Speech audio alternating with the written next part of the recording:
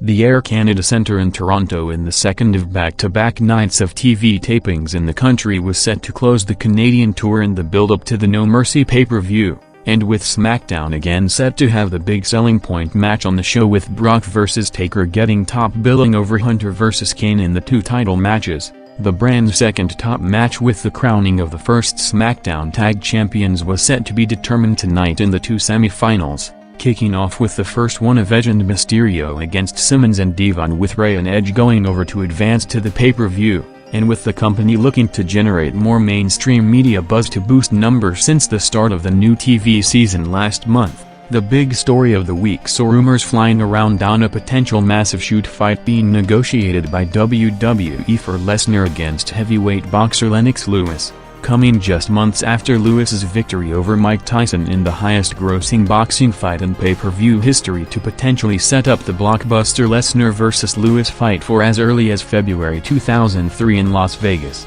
with plans for the card to also feature Kurt Angle in another shoot fight against a boxer, with the ideal scenario of both Lesnar and Angle winning the fights to set up a huge WrestleMania match between them the next month, with the company targeting not only the massive pay-per-view buys but to potentially use the publicity as a promotional vehicle to elevate Lesnar into a major mainstream name in the same way the Tyson angle helped elevate Austin in 1998, with early negotiations which reportedly saw Vince and Shane meeting with Lewis and his representatives in person in New York, with a rumored offer of around $5 million,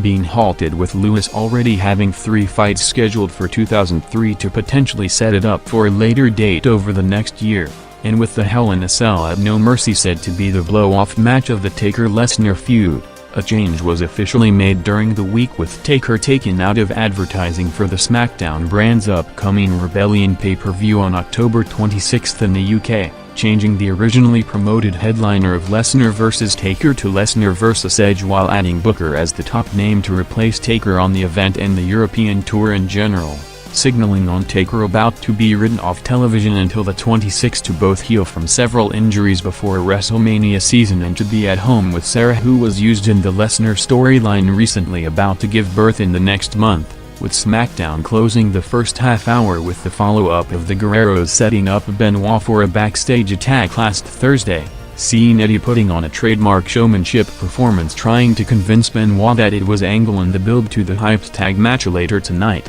after the lower-than-usual start bumping the show over 300,000 viewers in the second quarter, also featuring a Noble vs Nidia match to enter into the 3 rating range.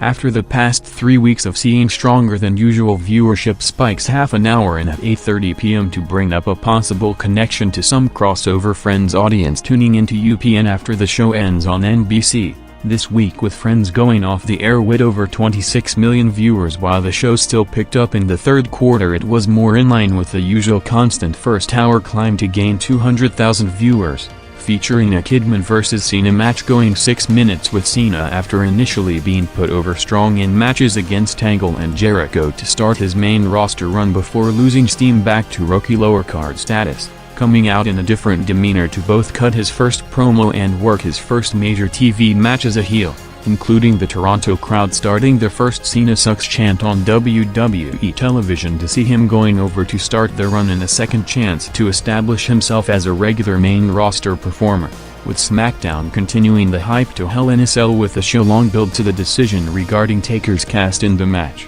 closing the first hour with an impromptu Lesnar vs Palumbo match set up minutes earlier, with Palumbo set to start his first major singles run after Billy Gunn's shoulder injury on the Monday house show is set to see him on the sidelines for the next 6 months, with the Lesnar vs Palumbo match placed at the 9:45 to 10 p.m. quarter seeing the big viewership jump taking place 15 minutes later, with the biggest single quarter gain of the show jumping over 500,000 viewers to a first-hour high 3.5 rating with over 5.4 million viewers, with the hour overall mostly due to the slower star dropping sharply from the strong numbers of recent weeks to 4.8 million viewers in the show's least watched hour since before the momentum started from the season premiere boost on September 12, ending up with Lesnar going over followed by Taker running in to take him out, with the cast and the build to the decision segment coming up in the next hour.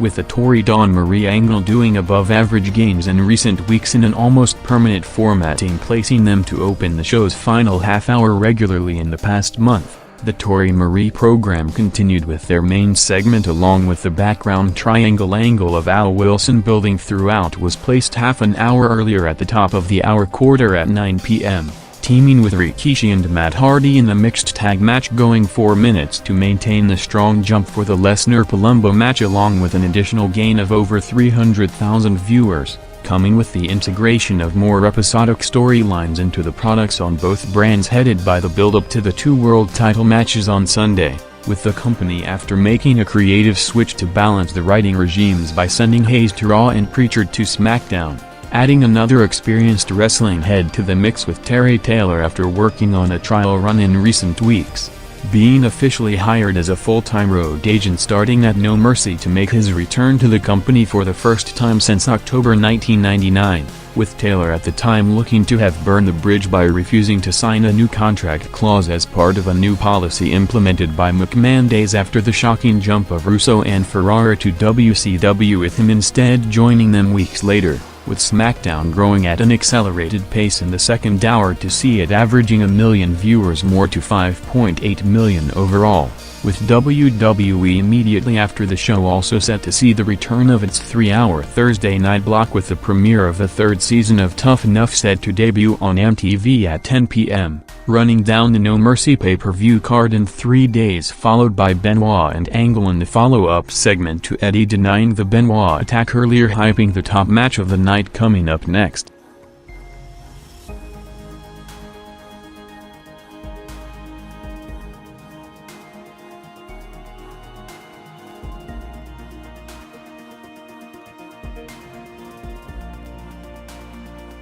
SmackDown loaded up the final half-hour to set up the final build to the brand's 2 top matches for No Mercy to see the show entering the 6 million viewers range for the first time on the night, opening with the second semi-final for the tag titles tournament with Angle and Benoit against the Guerreros after a week of hype, leading to the biggest viewership jump of the broadcast on par with the Lesnar-Palumbo match an hour earlier and highest overall, crossing over the final 2 quarters with over 600,000 viewers, continuing the strong viewership streak of the Angle and Benoit dynamic with an added twist in front of the Canadian crowd, seeing the Guerreros working as the clear heels with Angle while getting constant chants from the Toronto crowd throughout, working his first match as a babyface since making the swerve turn to join the Alliance almost exactly a year ago in October 2001. With the match delivering as expected to go 11 minutes, with Benoit paying off the show-long angle by turning on the Guerreros for the finish to set up the first SmackDown Tag Titles match with Edge and Mysterio versus Angle and Benoit, with massive expectations on the pay-per-view stage to surpass their strong TV performances in the past month.